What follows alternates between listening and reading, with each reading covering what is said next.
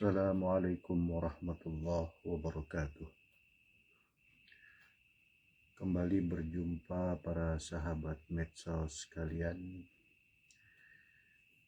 Semoga kita semua selalu dalam keadaan bahagia.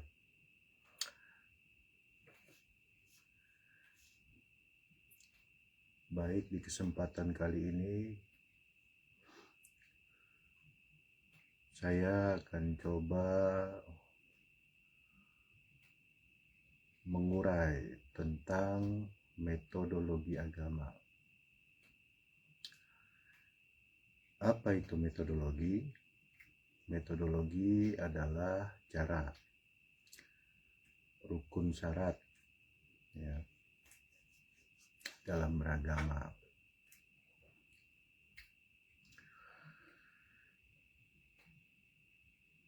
Ada sebuah hadis tentang kondisi dari 3 agama besar, yaitu Yahudi, kemudian Nasrani, dan Islam. Di hadis itu dikatakan kondisi Yahudi akan terpecah menjadi 71 golongan dan 1 yang selamat.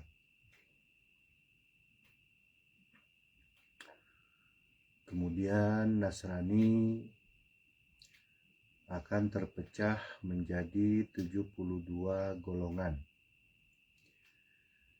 juga 1 yang selamat. Dan juga Islam, nah ini populer ya, akan terpecah menjadi 73 golongan, 1 yang selamat. Demikian ya bunyi hadis tersebut. Nah,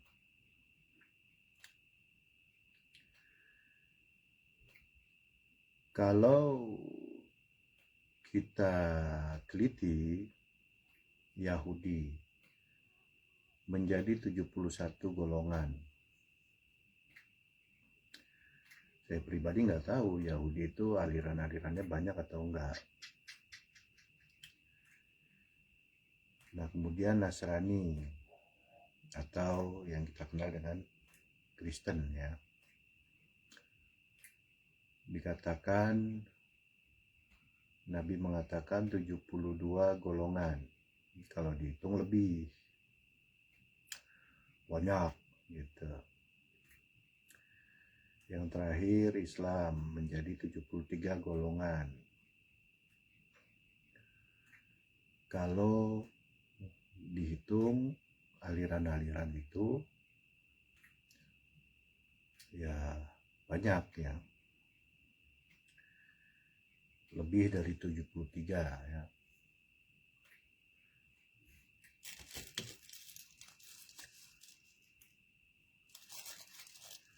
Nah, angka-angka ini Nabi keluarkan. Kenapa tersusun 71, 72, kemudian 73? Itu hanya kias ya.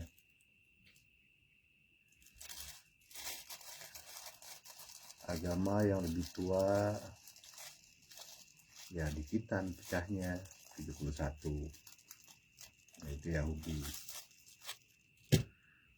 Kemudian Nasrani ada 72 ya, banyakan sedikit. Kemudian Islam yang paling muda ya, ada 73, lebih banyak lagi sedikit, cuma selisih sedikit-sedikit. Tapi faktanya paling enggak di Nasrani dan Islam itu, aliran itu lebih dari 70-an, bahkan mungkin lebih dari 80-an ke atas ya, di dalam tubuh Nasrani dan Islam.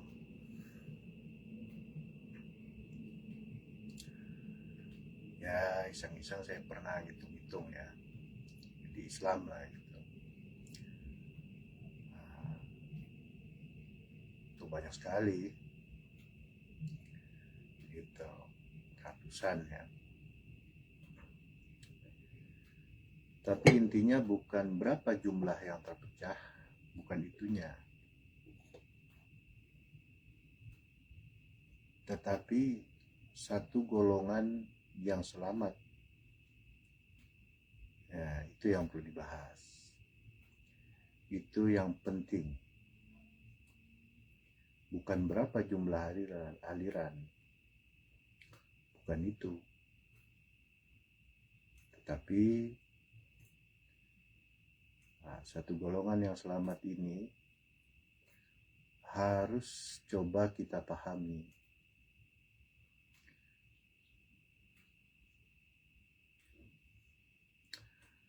Sebab tentu saja kita akan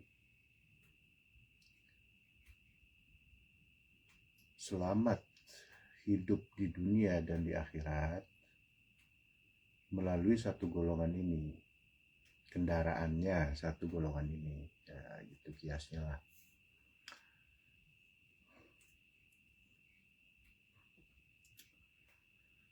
Tiga agama besar ini masih eksis sampai sekarang. Yahudi masih ada, Nasrani masih ada, Islam pun masih ada.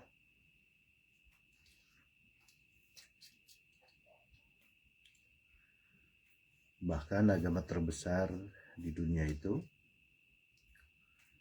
ya Nasrani, Kristen paling banyak. Berarti kemungkinannya alirannya itu juga paling banyak gitu.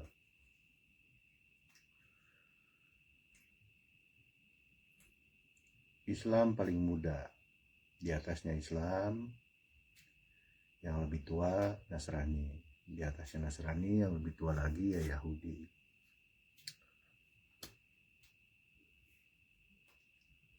Mau pecah berapapun, nah gitu, itu cuma satu yang selamat.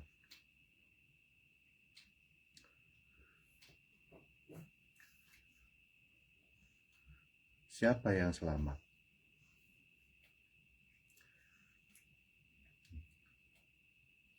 Di Islam banyak pendapat yang selamat. Kalau di hadisnya tuh menurut Nabi adalah Ahlus Sunnah wal Jamaah. Ya, Ahlus Sunnah wal Jamaah.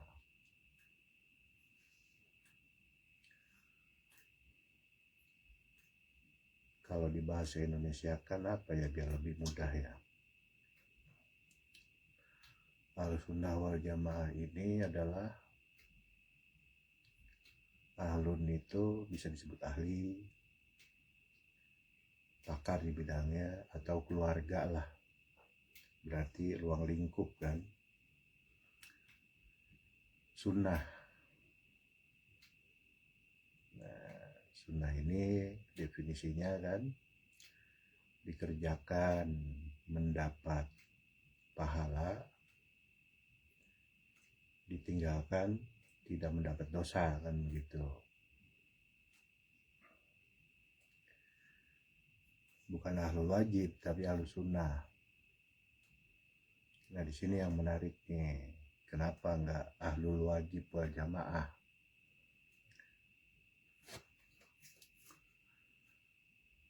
Kan kesannya lebih tegas ya kalau ahlul wajib wal jamaah gitu. Nah sunnah ini adalah kebiasaan dari Nabi. Dengan makna Nabi sudah wafat, ada penerusnya, pewarisnya.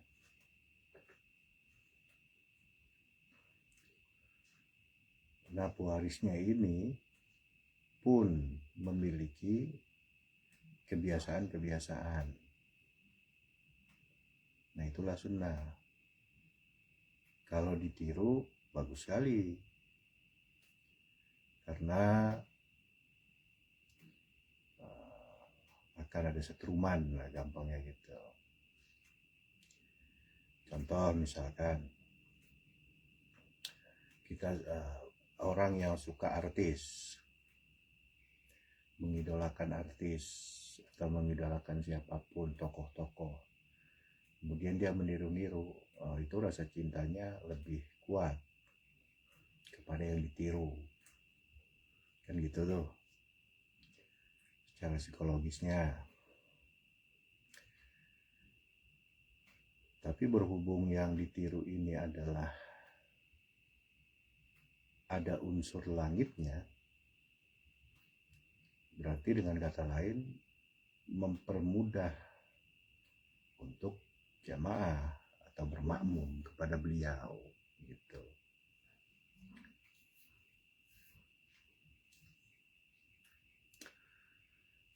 Jangan lepas ya dari hadis al-ulama warasatul anbiya. Ulama itu pewaris para nabi. Itu jangan lepas itu. Kalau kita mengikuti sunnah nabi, nabinya wafat, dan existingnya itu adalah existing 1400 tahun lalu, di kondisi kemajuan zaman 1400 tahun lalu, kebudayaan Timur Tengah 1400 tahun lalu gitu. Walaupun nanti ada hukum-hukum yang bisa dipakai atau bisa jadi wajib malah dipakai di sepanjang zaman. Contoh tutup aurat gitu. Ya.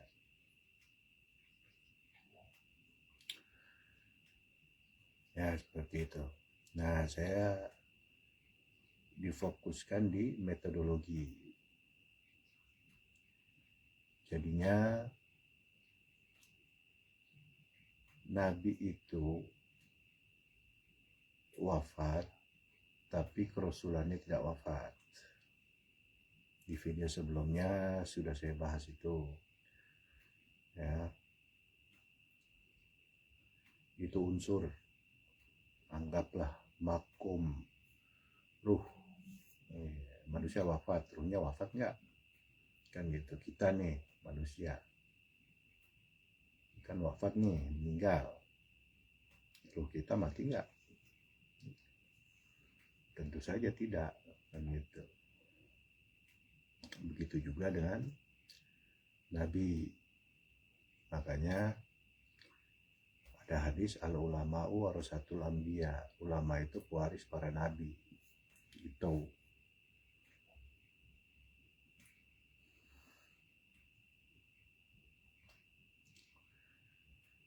Satu yang selamat adalah ahlus sunnah wal jamaah.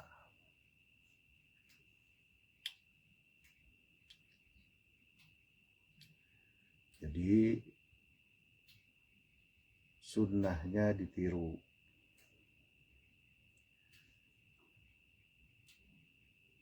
Semakin ditiru, kewajibannya pun semakin berkualitas dilaksanakan. Nah begitu gampangnya. Contoh apa kewajiban tuh? Sholat, zakat, puasa, haji gitu ya.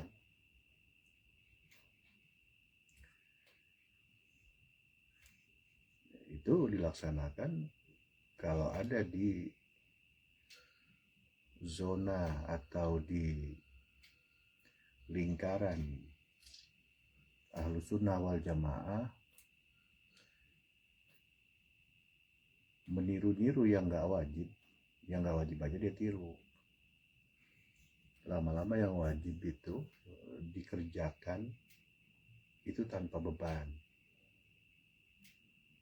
karena cintanya tuh terus tumbuh kepada Nabi kepada pewarisnya,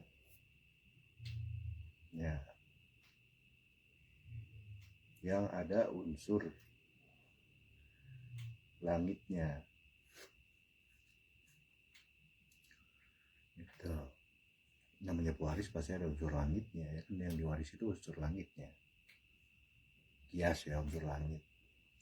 Bukan meteor, bukan awan, bukan bintang, bukan. Tapi pangkat rohani. Ya, gampangnya gitu.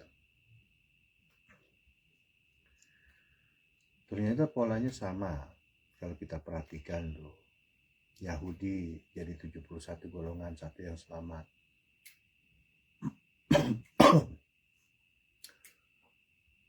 70 sesat berarti kan.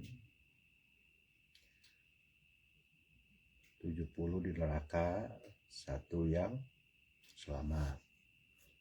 Salah ya, Ahlussunnah wal Jamaah juga berarti ada pemimpinnya, gitu kesimpulannya. Nasrani juga begitu. Jadi 72.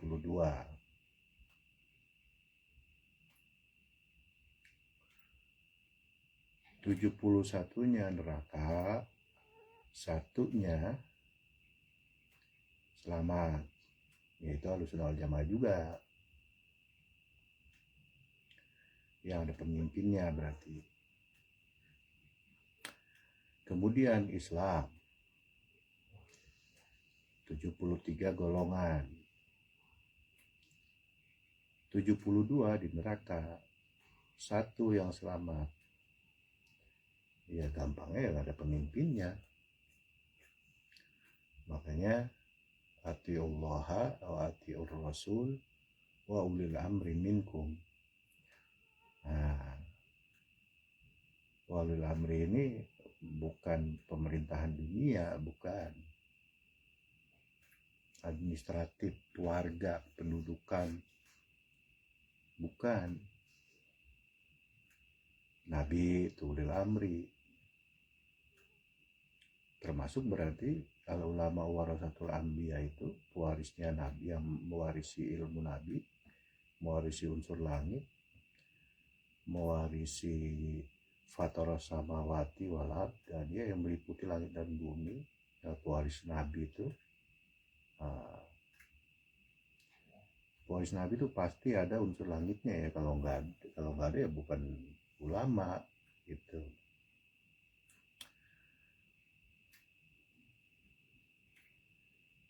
Nah,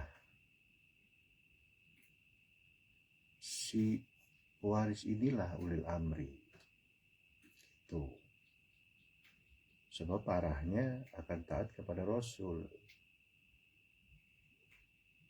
Dan kemudian naik-naik lagi taat kepada Allah. Nah jadi nggak bisa langsung taat kepada Allah tanpa taat kepada ulil amri. Sekali lagi ulil amri itu bukan pemimpin administratif dunia, bukan. Maaf ya saya sebut ya, dari RT sampai presiden, bukan itu.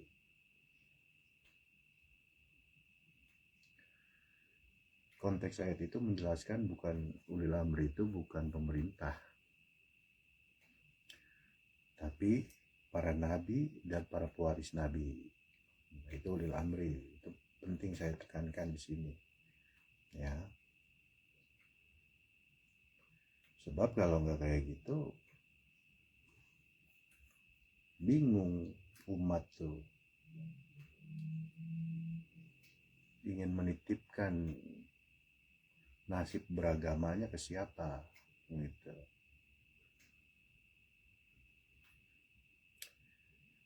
Ya, jadi ulil amri ini adalah para nabi dan para pewaris nabi.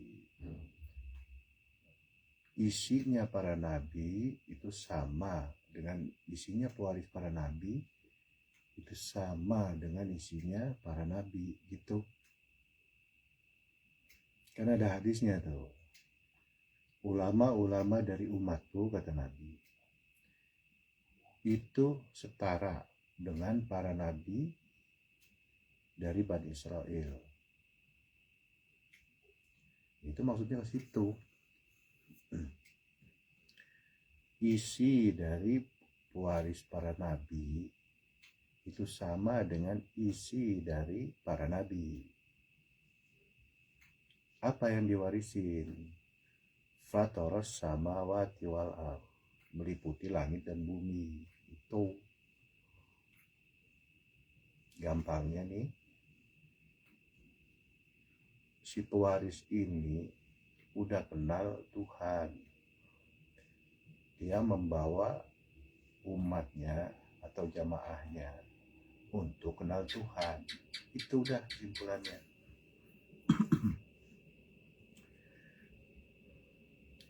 Sama fungsinya para nabi dan pewaris nabi. Itu aja fungsinya.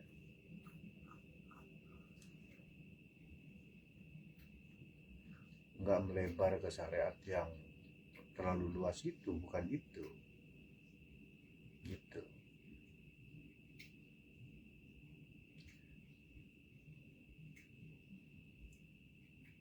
Yang pasti kalau para yang itu pasti syariatnya paling sempurna. Itu udah pasti.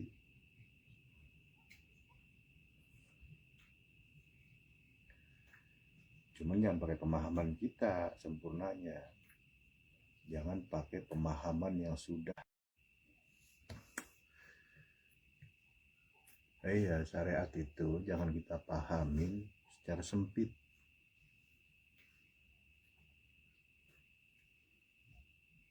Ya, kesimpulan pendeknya, syariat itu di tubuh Islam sendiri, di dalam Islam sendiri, itu hampir semua salah memahami sudut pandang global tentang syariat. Gitu. Ya, kisi-kisinya kayak gini dah. Nabi Muhammad belajar syariat Nasrani enggak sebelum berproses mengenal Tuhan? Dan tahapannya syariat, tarekat, makrifat tuh. Nabi pasti menjalani itu. Cuman namanya baru dikenal itu setelah zaman Nabi, istilah-istilah tadi itu, yaitu syariat, tarekat, makrifat. Nabi sendiri nggak menamai itu karena udah sama-sama faham antara Nabi dengan para sahabat. Dari situ aja udah cukup. Kemudian siapa pentolan Nasrani? Nggak bisa. Belajar syariat Yahudi nggak bisa. Di awal proses perjalanannya menuju tarekat makrifat. Kemudian siapa pentolan di Yahudi? Banyak kan agama Yahudi itu.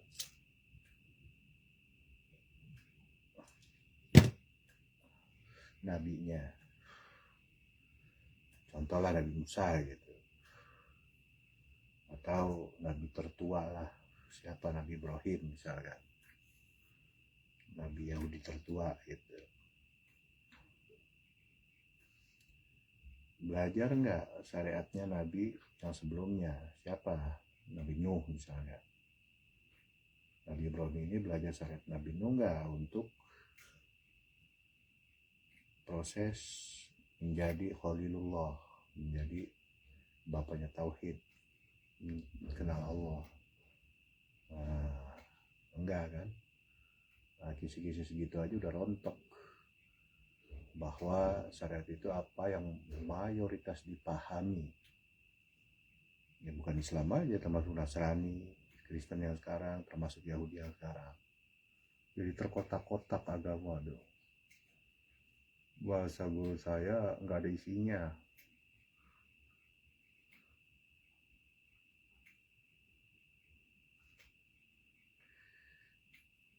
Kehilangan wasilah, kehilangan link carrier, menjadi ritual saja itu, nggak ada ketersambungan ke Tuhan. Nggak terpraktekkan, nggak ada pemimpinnya. Ati Allah wa ati Rasul wa ulil amri minkum, itu nggak terpraktekkan di semua agama yang ada sekarang, termasuk Islam.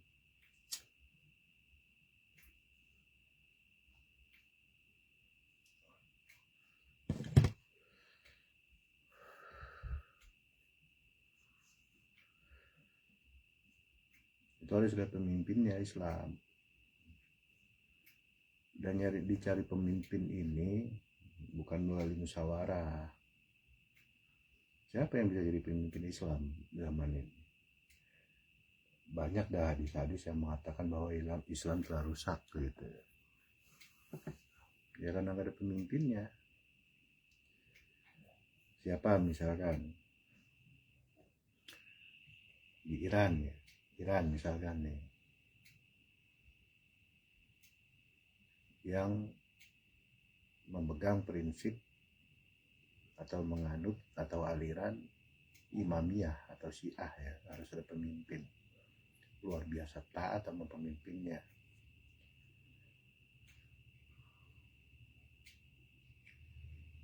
Terbukti ada pemimpin itu ya, Iran sekarang tangguhnya luar biasa kan, nggak bisa dipungkiri. Tapi itu masuk kategori pemimpin yang sesuai dengan yang Allah mau, bukan? Pemimpin di sini membawa umatnya itu kenal kepada Allah, bukan kenal melalui literasi atau tulisan atau pemahaman atau hafalan, bukan.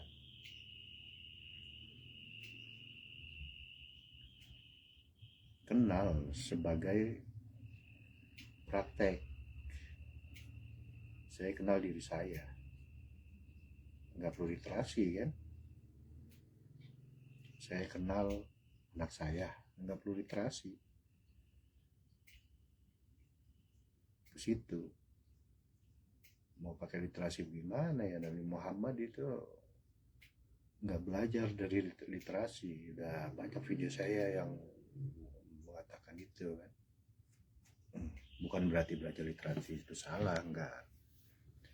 Tapi ya kalau Quran mah jangankan belajar literasi, baca Quran aja kalau nggak ada nurnya, nggak ada fator samawati wal ard, nggak baca Quran kodim, nggak ada sambungan antara bumi dan langit di dalam dirinya,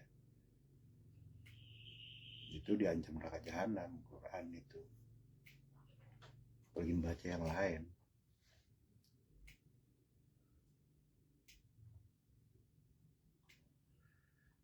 Baca kitab suci manapun sama. Makanya dikenal dengan istilah ahlul kitab. Gitu. Ya, jadi pemimpin, contoh misalkan di Nasrani atau Kristen ya, Katolik ya, itu bahkan saya pribadi, saya sendiri baru tahu itu kalau Vatikan itu ternyata dia jadi negara sendiri di Italia itu. Kan pemimpinnya Paulus ya, gitulah nama jabatannya ya, Paulus ya.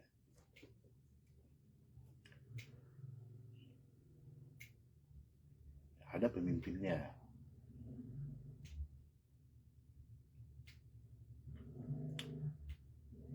Nah, di Yahudi siapa pemimpinnya? Dan yang pasti Yahudi kalau nggak ada pemimpinnya yang baru, Yahudi itu ajarannya sudah abkir lah bahasanya gitu.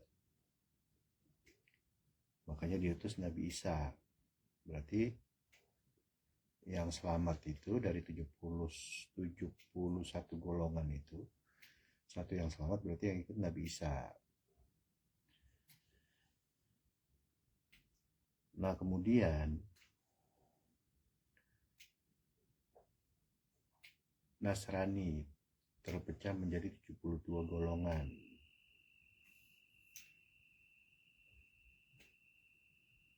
Hilang wasilahnya tuh, wafat nabinya. Nah, itu ada istilah zaman fatroh lah dan lain sebagainya kan. Tapi wasilah itu nggak terputus sebenarnya. Terbukti Waraqah bin Naufal ya, pamannya ya ini ya pendeta Nasrani. Nabi sempat bertanya tuh di awal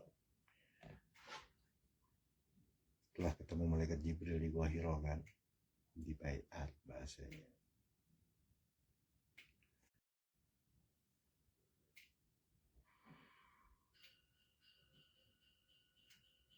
Sama dari peralihan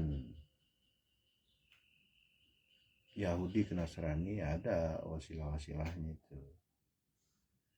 Ada pemimpin-pemimpinnya sampai datang yang baru yaitu Nabi Isa. Membawa syariat baru lah gampangnya begitu. Mengingkari itu ya sudah neraka. Kan hadisnya begitu. Nabi Isa wafat, ada muridnya nih. Anggaplah yang mewarisi lah gitu. 72 golongan Nasrani, 71-nya neraka, yang satu yang selamat, yaitu yang masih ada wasilahnya, masih ada unsur, masih mempraktekkan atiullah wa atiur rasul wa ulil amri minkum. Nah kemudian sampai datang ketetapan dari Allah tuh, diutus Nabi baru, yaitu Nabi Muhammad.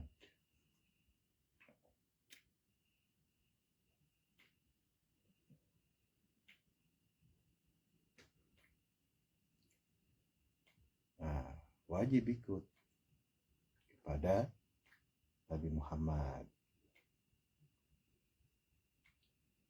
Semuanya, dia mau Yahudi, dia mau Nasrani, yang gak ikut ya neraka kan gitu.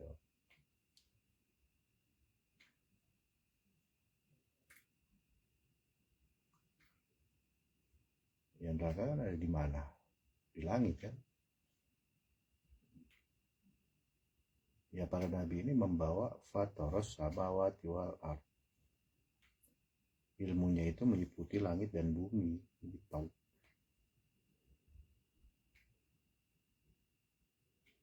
Apa surah apa tuh?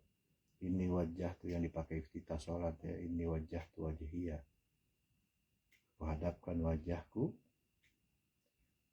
kepada wajah lilladzi fatoros samawati wal ard.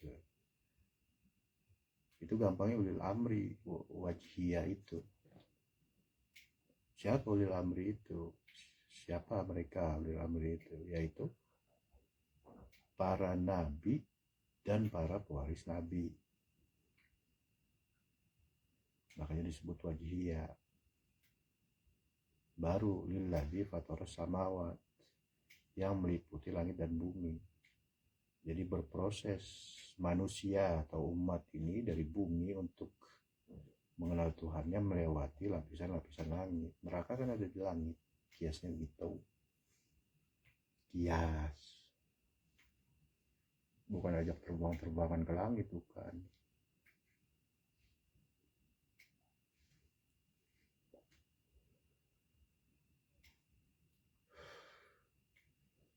Nah,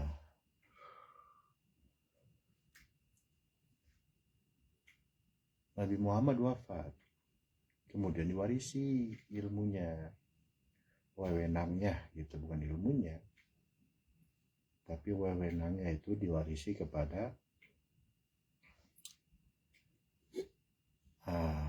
Siapa? Kalau ilmunya diwarisi ya semua sahabat yang jadi murid Nabi ya diwarisi ilmunya. Ini polanya sama ya, semua zaman Nabi itu sama polanya. 3 agama besar, berarti agama kecil-kecil itu cukup kita kenal 3 pola agama besar. Agama kecil-kecil itu sama polanya sebenarnya. Gitu. Nah kembali ke Nabi wafat.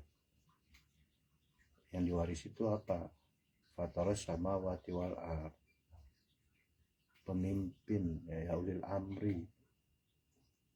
Itu Abu Bakar. Sebelum Abu Bakar diangkat para sahabat ketika Nabi meninggal untuk menjadi salah satu dari khulafa ur-rasyidin, menjadi khalifah pertama ya. Nabi itu udah mengisyaratkan dalam sebuah hadis, seluruh isi dadaku aku wariskan kepada Abu Bakar. Berarti ulil amrinya berikutnya adalah Abu Bakar.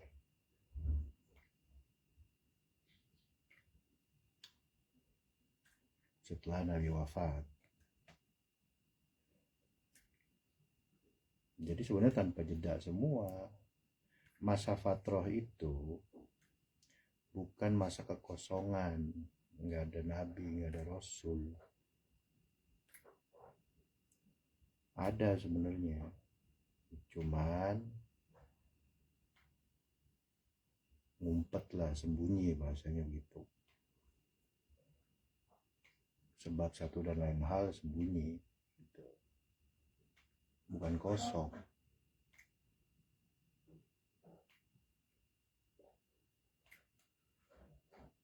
gitu,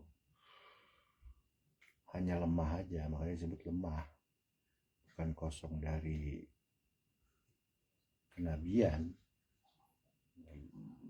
Fator samawati wal ardh bukan kosong dari ulil amri, bukan, ada cuman sembunyi. Tahu tentang masa fatroh ya.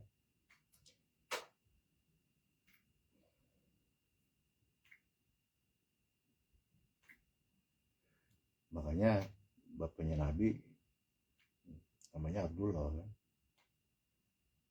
Hamba Allah artinya tuh beragama berarti ya. Maaf nih kan kelompok-kelompok Wahabi itu rajin mengatakan bapak emaknya Nabi di neraka kan, yang ada hadisnya gitu. Mereka memahami ya sama kayak memahami kalau orang Betawi nih contohnya, makan nyendok makan pakai nyendok kan gitu. Dia nggak paham bahasa apa Betawi gitu ya, misalnya disuruh makan sendok gitu. Itu jebakan literasi itu begitu.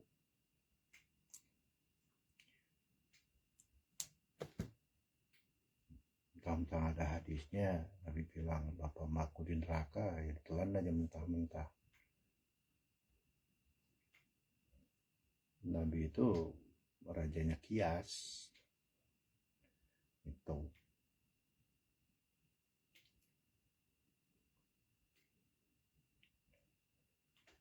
Nah kemudian para ya yang disebut ulama tuh berarti dari mulai Abu Bakar ya. Ingat ya, beda ya waris ilmu sama waris apa disebutnya, waris wewenang lah gampangnya gitu. Waris kenabian beda.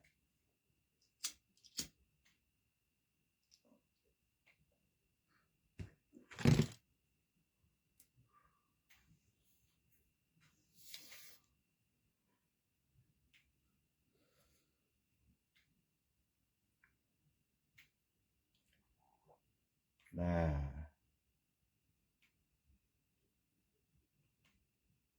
kaum Nasrani begitu ada nabi baru, nah, wajib ikut nabi baru. Kalau nggak ikut nabi baru, dihitungnya termasuk yang pecah, termasuk golongan-golongan yang di neraka. Yang ikut nabi yang baru itu yang selamat, masuk satu golongan yang selamat. Nah, kemudian Nabi Muhammad wafat, berarti yang ikut Abu Bakar itu yang selamat. Nah, yang nggak ikut Abu Bakar, nah, berarti nggak selamat. Tahu, gampangnya gitu ya.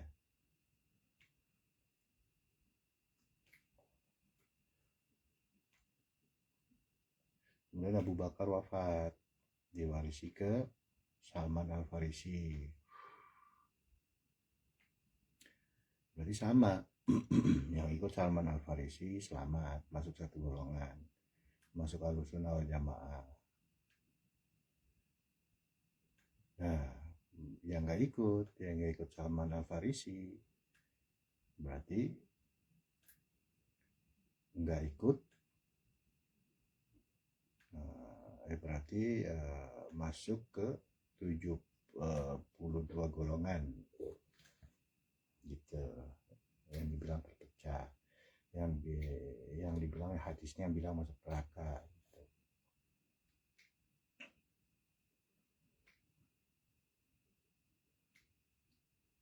Nah, kemudian dari Salman Al-Farisi pada Ja'far Shadiq, diwariskan pada Ja'far Shadiq. Sama berarti yang bermakmum kepada Ja'far Shadiq itu masuk satu golongan yang selamat. Yang 72 nggak masuk, berarti masuk golongan yang 72 yang nggak selamat berarti.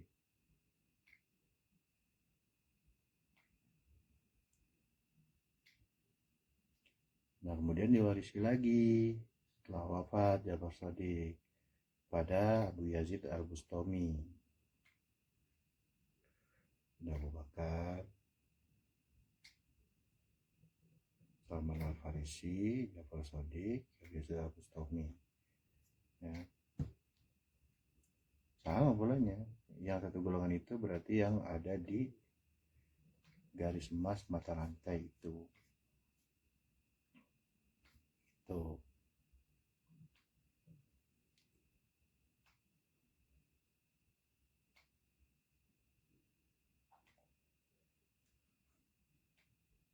Sampai kepada zaman kita sekarang.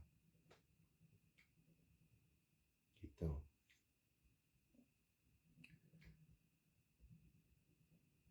Ya, pemimpinnya ini yang tentu saja yang pertama ulil amri yang disebut. Ulil amri ini bukan pemimpin urusan dunia.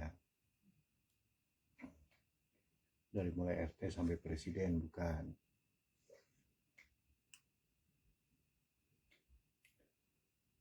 Sebab dari Rasul dan gak ada tanggung jawab untuk menyambungkan kepada Allah, nggak nyambung maksudnya, kepada utusan, nyambung pada utusan, alamnya akhirat. Kemudian yang simpulannya ulil amri ini yang menyambungkan antara bumi dan langit, langit dan bumi. Tahu.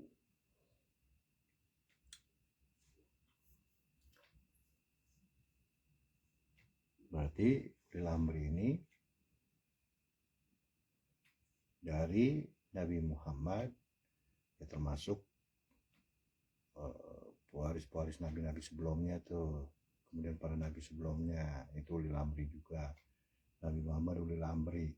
Nabi Muhammad wafat, ditutup penabian, tapi unsur langit nggak bakal hilang gitu. Ya sama kayak ruh lah, gampangnya gitu. Ruh aja nggak bakal mati kan, walaupun kita ini mati gitu kan, kita wafat ya ruh kita nggak wafat kan gitu. Yang kayak gini aja banyak yang nggak paham loh. Celah, gaya banget gua.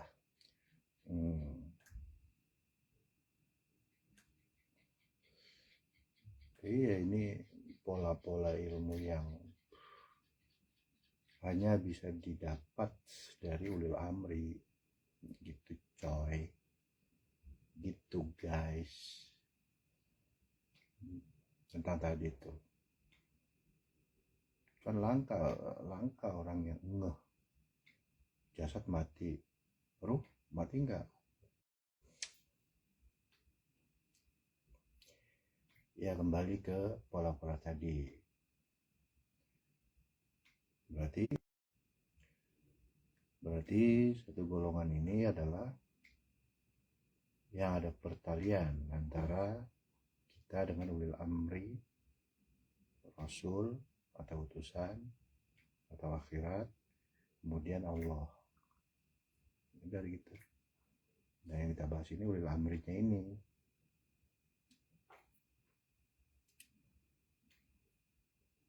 Kita dudukkan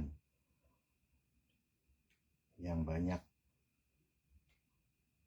mungkin banyak orang nggak tahu, kita anggap aja mungkin pura-pura cute ya, mungkin padahal banyak yang gak ngerti. Canda ya guys. Iya, jadi satu golongan ini dalam Islam lah 73 golongan, satu selamat yaitu Ahlussunnah wal Jamaah, 72-nya nyublok dah di neraka, anggap aja gitu dah, hadis yang gitu dah ya kan. Nah, berarti yang ada pertalian zaman Nabi Muhammad yang Nabi Muhammad, zaman Abu Bakar ya Abu Bakar, kemudian zaman Salman Al Farisi sama Salman Al Farisi, kemudian zaman siapa, Jafar Shadiq sama bertalian dengan Jafar Shadiq. Setelah Jafar Shadiq ya masuk masa tabi'in, anggap begitulah. Yang bertalian sama Syekh Abu Yazid Al Bustami.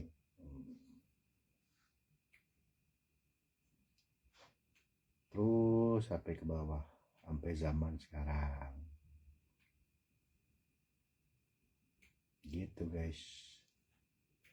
Itu ulil amrinya tuh itu. Gitu. Karena sekali lagi ulil amri ini membawa kita mengenal Allah dari fathar samawati wal ardh ya, meliputi langit dan bumi. Kita dibawa kenal Allah berarti dari dimensi kita di dunia masuk dimensi akhirat, kemudian masuk dimensi ketuhanan. Itu tugasnya itu ulil amri. Kalau dari karena presiden kan masa begitu.